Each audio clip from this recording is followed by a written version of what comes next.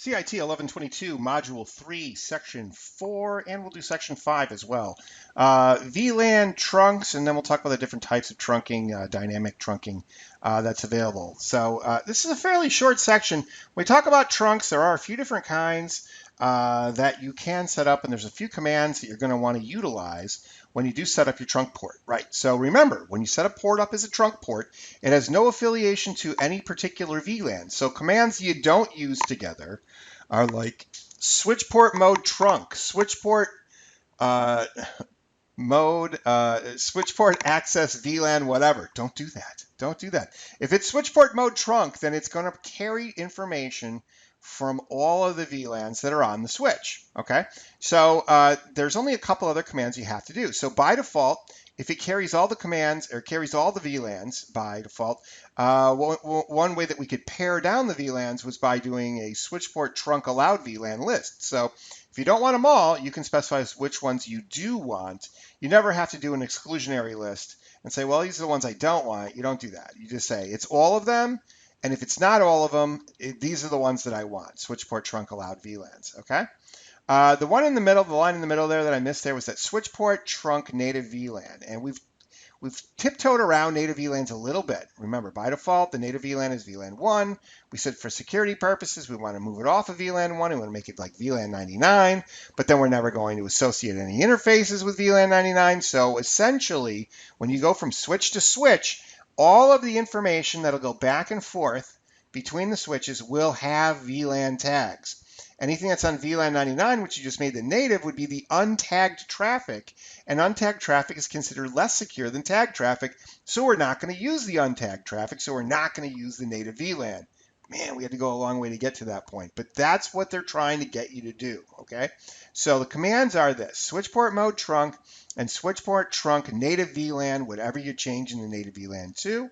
If you want it only for traffic on specific trunks, you do switch port trunk allowed VLAN and then whatever VLANs those are, and you can list them out. Those are all the commands that you really need to be aware of. Now, the other thing I want to mention in this section of the slide is this, is when you do switch port mode trunk, and you have the other side, which is coming up, well, the dynamic stuff is coming up in a second. Let's say both sides of the trunk link come up and they're talking to each other. You set up a trunk link on your switch. You have another switch. You set up the cable that's connected to it, goes to the other switch. You set that up as a trunk. They start talking and they start saying things to each other like, hey, are you using dynamic trunking protocol? And the other side's like, yeah. And then one side says, what's your native VLAN? Well, my native VLAN is 99. What's yours? My native VLAN is 1. Oh, that's bad. And you're going to start getting these errors, these native VLAN mismatch errors. And what you have to do is make sure if you change your native VLAN within a system, it's got to be the same native VLAN throughout all of the switches on the whole in the whole architecture. It has to be the same. It has to be consistent. So sometimes when you're setting up VLANs and you got multiple switches or even multiple locations, you're going to have to do some time. You take some time and plan out exactly how you want to set that up. Okay, so keep that in mind. In this case, they're just showing you the commands that we just talked about. So interface 1 is a trunk because it's connected from one switch to another. And we do switch port mode trunk. Great. Trunking is on. It's in dynamic auto mode by default. It's turned up. It's dynamic auto to start, but now we've just turned, with this command, we just turned it on. Sorry. Switch port trunk native VLAN 99. The native VLAN, the untagged traffic will now be sent as VLAN 99, and it will be received by switch 1 as that. If we only wanted certain VLANs to be sent, we would say 10, 20, 30, 99. Those are the only VLANs that we have. So if there's any other VLANs that might get trunked across here that we didn't create, we don't want that. So it's more secure to use a switch port trunk allowed VLAN command than to not. So in most cases, depends on the security policy of the company you're working for. A lot of cases, they're going to ask you to go ahead and use that command. And just make sure that you're only sending VLANs allowed, because you don't want somebody secretly creating another VLAN that you weren't aware of and having it forward traffic back and forth, creating their own secret network, right? Which could, it's possible. It's possible. Verify trunk link configuration. You can use show interface. Switch port is the command that you can use, and it's just displayed here. And There's not a whole lot to that. You can do that in the labs as well.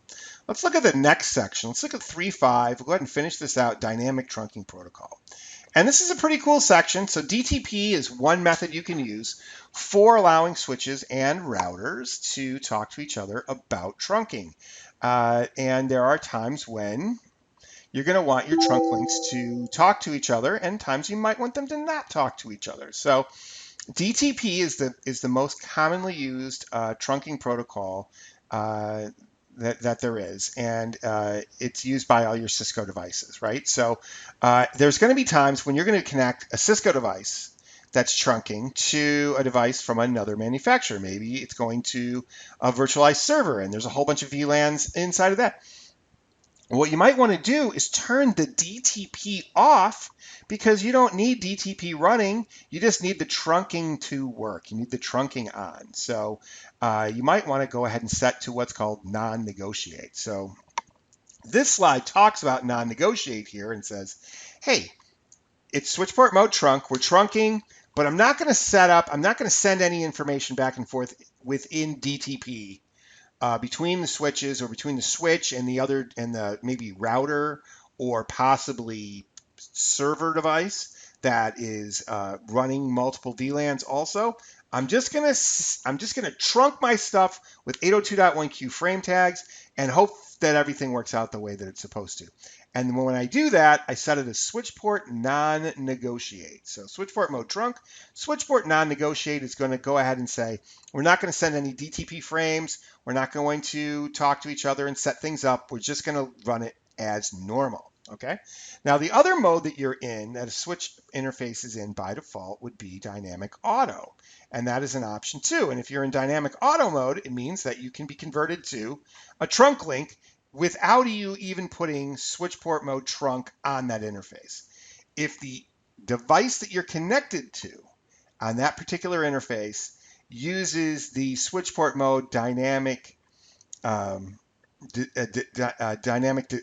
desirable mode, which is here, took me a while to get there, which is the third item on here, it will actively switch an auto interface into a trunking interface, so you don't have to configure it. Now here's the downside of that, and this is how I always look at this. Dynamic desirable is great, that it'll kick a trunking mode up, but there's really no way anymore that you're going to leave the native VLAN as VLAN 1 and you're just going to start generating native VLAN mismatch errors. So you're going to have to go with the other switch, and you're going to have to log into that interface anyway, and you're going to have to change. You're going to have to change the native VLAN anyhow, so you might as well just do switch port mode trunk on both sides, because there's really no way that you're going to be able to avoid configuring that other switch. And that's how I always look at dynamic desirable. Like, hey, it's really great that you can pull the trunk link up on the other side. That's one less command line I have to type on that other switch, but really I got to log into the interface anyhow, so I don't really care. Okay, so that's a little bit about that. So I think we've gotten each one of these things down. Once again, I'm a broken record. There's some really good labs that are associated with this. Go through those labs. You'll do dynamic desirable. You will do non-negotiate in the last, I think, 2 labs for the labs for like 4 and 5, or possibly 4, 5, and 6 in this section. So we're going to end this with just the last couple of slides. This one is the results of DTP configuration. If you're in dynamic desirable and you have the other side at dynamic auto, it'll be a trunk link. If the other side is set to dynamic desirable, it'll be a trunk link. If the other side is set to trunk, switch port mode trunk, it will be a trunk link. And the only time dynamic desirable isn't going to set you up as a trunk link on the other side is if the other side is set to switch port mode access. So that's a problem, right? That's probably the main thing there. Let's look at a show command. And if you want to look at some information about DTP, show DTP interface will give you all the information that you need to look at from there. And there'd be special circumstances you would need to really read any of that information.